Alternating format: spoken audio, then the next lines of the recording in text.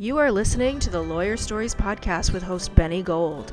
Lawyer Stories was founded in July 2017 on Instagram and is an expanding global network of lawyers and law students sharing their personal journeys to the noble profession of the practice of law. Join us on this podcast as we dig deeper into these stories and hear from lawyers and law students from around the world in all areas of the legal profession. Here at Lawyer Stories, we believe that every lawyer has a story. What's yours? Welcome to the Lawyer Stories podcast with Benny Gold, episode 10. Today, another very special guest, Josiah Graham, personal injury and wrongful death litigator. What's up, Josiah? How you doing? Man, just hanging in here, staying safe during the pandemic, social distancing. Yep, that's all you can do as they open up portions of Florida, right? Absolutely. So Josiah, as I mentioned, personal injury, wrongful death litigator, and a contestant on Bachelorette season 13. Of course, we don't want to forget that. I wanted to open with that. So again, thanks for joining us. And we featured you first back November 5th, 2018. That's when you first appeared on the Lawyer Stories feed. And then we did a throwback Thursday where we featured your story because your story's great. We did that on October 31st, 2019. So let's dive right into your lawyer story. I've read it a few times. It dates back to when you were 12 and you had a little run-in there. And then I think that's where I like to ask guests, like when their epiphany came, when they wanted to be an attorney and go to law school. So tell us a little bit about that situation. Yeah, so in my lawyer story, I explained what made me want to become a lawyer. And it goes back to, 2001, 2002. At some point when I was about 12 years old, from a rough area in Fort Lauderdale, I grew up, and getting into trouble with friends is, committing different crimes is something that we did that was normal. You look back and you kind of realize the things we did, but a lot of stuff I did could have gotten me in trouble. But on this day, we burglarized a building. It was pretty stupid. The idea was for us to steal a go-kart. And I don't mean to laugh at that, but what were you going to do with it? Like just drive around? So we had a go-kart frame and we needed a go-kart engine. Okay. All right. We went to a lawnmower shop. Back then you could put like certain edger engines on a go-kart frame and you would have a go-kart. Okay. So couldn't really afford the go-kart, so we went to go steal a lawnmower engine. Very stupid. Broad daylight, 12 o'clock on a Saturday. Wow. Dressed in all black. I guess just watching TV, you thought that's what you had to do. Yeah. You wear the blankets at night, right? Not in the middle of the day. You just look suspicious. And we were on the Main Street 441 in Fort Lauderdale, and someone called the police. The police came there. So how far did you get with the actual larceny, I guess? In fact, we didn't even find a lawnmower. Okay. One of my friends took a bag of tools. Tools are worth more than $5. Very old tools. Someone called out to us, and they had already called the police minutes before. By the time we tried to run around the front, the police swarmed the place. I remember one officer saying, he wished that I had continued running so he could let the dog out on me. Yeah, you mentioned that in the story. That's crazy, man. Like that's. Yeah, I remember him saying that. It's quite crazy how those things in your life, like people say something to you and you just don't remember. I mean, you just remember it. I mean, that was obviously had a big impact on you because, you stated it in your actual lawyer story that we've posted, and like now, you bring that up again. So that's just like, there's certain things that stuck with me from that incident. And that was one. Yep. It was, the look on my father's face. Right. Yep. He said that he had come all the way from Jamaica to, have his kids in a place where they could seemingly have a better life. And this is what, he saw me turning into.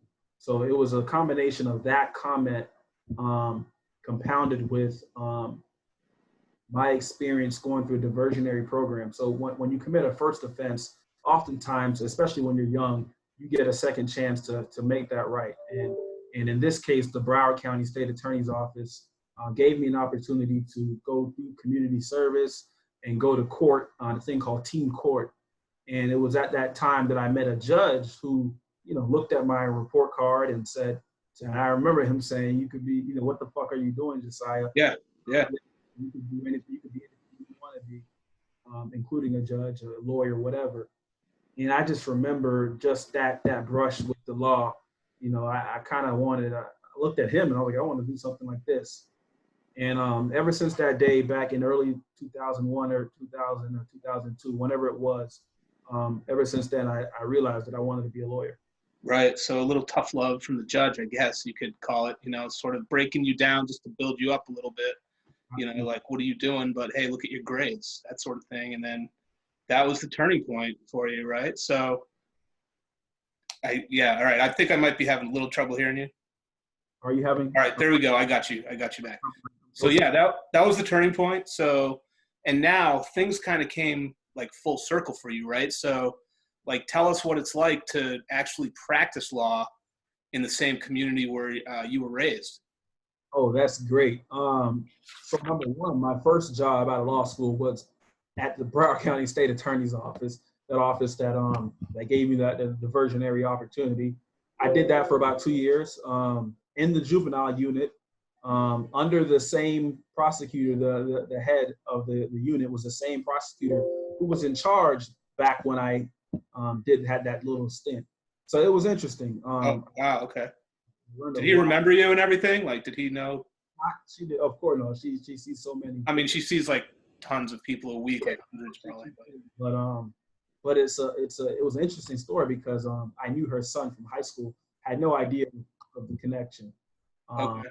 But it was a great opportunity. I learned a lot of trial skills, dozens of jury trials. Then I left that, and now I do catastrophic injury at a firm in Fort Lauderdale called Kelly Ustall, and we specialize in catastrophic injury, wrongful death, premises liability, pretty much all of the huge type of plaintiff cases that you hear about. Yep. About these huge verdicts. Those are the type of cases that we focus on at my firm. Right. So like, I went to your firm website. And I really like the quote you have like on your page. I find privilege in working on cases that are seemingly impossible to win for clients that cannot afford to lose. I think that's awesome. Like that's great. And obviously you mentioned catastrophic injury. So like, can you explain to us like what exactly is catastrophic injury? I mean, are you seeing like just horrible accidents? That must be really difficult. Absolutely. So just a handful of the cases where I represent clients. Some of my clients, have suffered from an amputation. I signed up a case in December, so a few months ago, where someone was hit by a drunk driver and he took out both of his legs. Just had to have both of his legs amputated. I signed up a case last week where a certain product exploded and now someone has gone blind in both of his eyes. Wow. I had another case where a doctor botched some type of procedure when he was injecting something into my client, and my client never woke up and was in a coma, in a vegetative state ever since then. So anytime catastrophic injury, as my firm defines it, would be something where someone has either lost vision in either one or both eyes, amputation, a traumatic brain injury, obviously someone dying, significant burns. I had a case where at my firm where a pressure cooker exploded and a 2-year-old girl was next to it. 90% of her body was just melted off. Oh my goodness. In the hospital and got skin graft for an entire year, over $1 million in medical bills. And we were, fortunate to get a sizable recovery for her family and her for $27 million. Wow. Obviously, that no amount of money is going to, get her limbs back. She had 2 limbs amputated and her fingers amputated. But those are the type of catastrophic injuries that my firm focuses on. So are you taking most of those to trial or settling or what? I mean, go to trial. A lot of them do, yeah. A lot of them do settle. We had a verdict 2 months ago in a suing a tobacco manufacturer. Yeah, I saw that. Yep. Congrats. Yeah. There's still lawsuits going on for what the tobacco industry continues to do and put in cigarettes and target teenagers and get them addicted when they know their brains haven't fully developed yet, and they're vulnerable and these things are attractive to them. And by the time they realize they're addicted, it's too late, so we sue them. And we got a $12 million verdict against RJ Reynolds Tobacco Company 2 months ago. Wow. Cases that we work on. These are cases that we work on every single day, and it's good that I love that I'm in my community. So a lot of the people that I help are people that I've gone to school with, middle school, high school. Right. That's amazing. So that's actually a good way to promote yourself. Hey, I grew up here. Let me give back and let me help you. So you made the switch from prosecutor to doing catastrophic. Absolutely. I made the switch from working for the state, which is Yep. The public sector, and then coming into the private sector and representing seriously injured clients. Yeah, and it sounds like it's a little more distinguishable from it's distinguished from regular personal injury because you're really doing these really, really unfortunate. It's not just slipping on a banana, which that could hurt too. I'm sorry if somebody slipped on a banana, but. And listen, I don't diminish any area of injury and injury. I guess that for us to do the work we do, we have to decline probably 90% of the calls that we get. Wow. And we have less than 100 cases in my entire firm, right?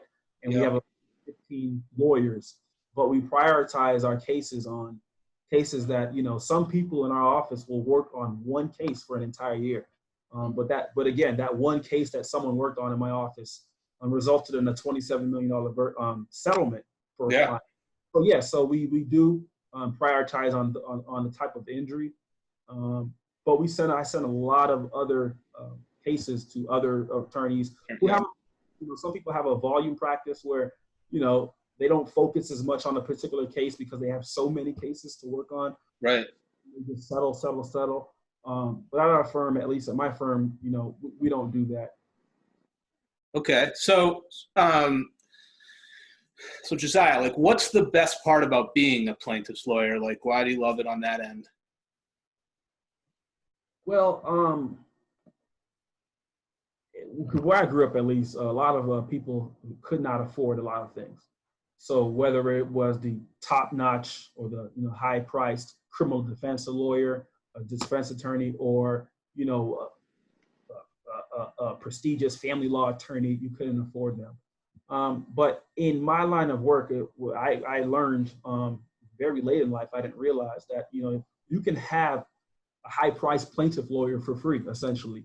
We put something that's called a contingency fee. So I'm able to help some of my colleagues, my friends, who can't afford to pay me, right? But what happens is that they don't have to pay me up front, and I'm able to help a lot of people that way without them paying a dime. At the end of the day, we take a percentage of what we get from the defendant or the insurance carrier. And I like plaintiff work is unique in that sense, is that we don't have to charge the client. The client is not paying out of pocket, and it's the defendant who is really paying that money. So that's why I like doing this type of work. The other reason I like, obviously, is, a lot of the people that I represent, sometimes they don't know where to start, where to look, or how to even, approach a catastrophic injury. Some person, the lady who was using the pressure cooker and it exploded, and her 2-year-old granddaughter was burned. She thought she did something wrong. Yeah. Realized that it was defective. She didn't have $300,000 to invest in the case and to get experts from all around the world to look at this pressure cooker and find the finite flaws with that pressure cooker. So if it wasn't for a plaintiff lawyer doing that for her, there's no way that she would have gotten justice for her granddaughter. So stories like that motivate me every single day to do what I do, and that's why I enjoy being a plaintiff lawyer. Yeah, and these people must be so distraught too. Like when something like this happens, they just like don't know how to turn. So, they definitely come to you. They have to trust in you, and they have to, feel comfortable with you enough to be able to, move forward in a case where they feel super vulnerable and like the worst thing ever has happened to them. 100%. And so that's a good question. I love it. Yep. And honestly, I can't see myself doing anything else at this point. So, like, what made you? So you made the switch. Was there a particular reason? I don't think you that you went from the state work to. I know, like, obviously it could be a little more lucrative, like, or whatnot. I personally I like torts and product liability. Like, I like those classes a lot. I think the cases were really interesting. But I don't know if there was like a certain reason for you to make that switch. So I realized, as a prosecutor, obviously you have so much power to determine, whether or not someone is going to go to jail, whether or not someone is going to, how much time they're going to go to jail, what type of punishment someone's going to receive, and I enjoyed having that power and helping a lot of people, because it's good to have a diverse, prosecutorial makeup. Yep. When you're prosecuting primarily African American males within that community. So it's good to have people who look like the criminal defendants making those decisions day in and day out. Mm-hmm. So that's what I really enjoyed going to the state attorney's office. A lot of people said, why don't you be a criminal defense attorney? And I realized if I'm really going to help people who I say I want to help, it's really being on the decision-making side and, making those decisions. And obviously, you enjoy that public, sector work is amazing. But you hit one point. Obviously, you're not going to make enough to really sustain yourself for what you really want to do if you have other aspirations. Now, if you want to be the lifelong, what you call a lifer, they call it down here, that's perfectly fine. But you're going to have certain limitations, not to be able to do certain things, the certain type of life that you may want. Sure. Yep. So obviously, that was a decision. Another decision is that I realized that I can actually help more people, not be as in that same spectrum in the criminal realm, but helping families in other ways, giving someone that form of justice, knowing that, when they lost a sibling or they lost a spouse or they lost a child, and then getting a jury to hold someone accountable for doing that, and then to being compensating them in the only way that our civil justice system allows, which is financially making someone pay money. Right. That type of justice is really meaningful. And I think I'm better suited and I'm able to help more people, and I'm able to help more friends and close family members and colleagues that way. Right. And in the other way. So for those combinations of reasons, I think that's what really drove me to become a plaintiff lawyer. And like I said, there's no looking back. Totally. That's awesome. Hey, we all have a story, right? So this is just part of yours. Like, it's still going. So, so tell me, what is your firm doing during COVID? Like you mentioned, you're working from home. Like how's everybody doing? Are you, I read some stories in Florida, like people getting told to keep their shirt on during trials and like in the swimming pool, like, arguing motions or something like, so it's pretty wild out there, man. So my firm is always forward looking, always thinking about what could happen. So pretty early on, one of the main partners at my firm, realized that we're probably going to have to start working remotely. So he made the decision very quickly, very early on, to start testing, sending people home to work remotely. And I remember I was one of the first test groups, within my team. I worked with a certain partner and certain other. We started working from home remotely, and it worked perfectly. So that's what we're doing. Good. I had a court hearing about 2 weeks ago or 3 weeks ago where I had to, put on a suit and tie. Yep. I had some sweatpants beneath. There you go. I think I saw the post. That was great. Yep. So I've been having, I have a court hearing on Tuesday. Okay.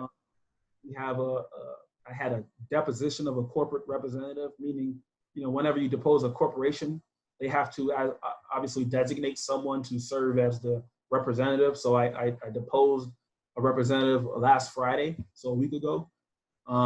So we're doing that, man, every day. Yeah. We have mediation set up next week via Zoom. So the way we're communicating now is the way we've been communicating with the courts, with the opposing parties and clients.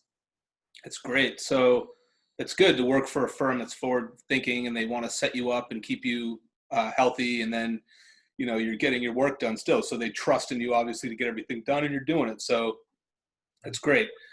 So let's talk about the Bachelorette for a second. You were on the show with one of my good buddies who I met in New Haven, Matt Munson, and I was pretty pumped when he got on the show. And then everybody comes back after the show. So I'm kind of curious. Like, when you came back, was there a piece of you that was like, you know what, I'm going Hollywood? Or were you just like you kind of got the flavor for it a little bit? Some people get the traveling itch, but were you like, man, I'm going to go Hollywood. I'm going to see if I could push this a little further? Or were you like, can't wait to get back to the office. This was a cool experience. I'm done. I think I've had a combination of both feelings. Yeah. So obviously, a lot of us, when we go on there and then we get a taste of the reality, or whatever, you have these ideas of, moving to LA. And a lot of my friends have done that. Yep. I think Anthony is one. Anthony, he's acting. He's actually in some good shows now. Yep. Diggy is doing some of those commercials. I think he has a commercial. I don't want to say the wrong, maybe. Yeah. So obviously those I had some feelings like that. Yeah. For me, honestly, I'm a trial lawyer at heart. It's good. I in front of a jury. I need to be working on cases. How much fame I get, how much money I get. This is really what brings me joy and happiness. So great. I had to come back to South Florida and continue. That's a great answer. It's a great answer. You're also recently engaged, so it's a great answer too, right? So there's that as well. So I couldn't continue down the Bachelor. Yeah. Congratulations too, by the way. That's cool. Yeah. Thank you. So yeah. So and she's actually in law school. She's should be finished a year from now. So we'll see. She'll be finally finished with that. Cool. So is there anything else that you want to say? How can everybody get a hold of you? Sure. You can email me at jdg@kulaw.com. So that's like Josiah Daniel Graham at KimberlyUmbrellaLaw.com. I'm also on Instagram at Josiah D as in David Graham. Pretty much those are the two best ways to get a hold of me. And let me just thank you again for, I was really pumped to have this party in Miami. I know for some people, they're going out all the time, but for me, that was a big deal. It was the first Lawyer Stories / collaboration with Kristen Corpian's Sidebar and Corp Law. And, I had a great time, and Josiah came, and it was awesome to have you there, man. It was really fun to hang out. So I appreciate you showing support to Lawyer Stories and stuff along the way. You've really been gracious in your responses and giving us your story, and I really appreciate it. Thank you, man. You're doing a lot, to get the different various lawyer stories out there. It's been a pleasure and to watch your platform grow the way it's growing. And I look forward to continuing to grow, and thank you for having me. Yeah, absolutely. So that'll wrap up episode 10 with Josiah Graham. We appreciate it. It was great having you, man. Good to catch up. Good to see you. Hopefully we'll do it again soon. Stay safe out there in Florida at the beaches. Maybe give it a few extra days before you go out there. But wherever all of you are in the world today, enjoy yourselves and be safe. Peace.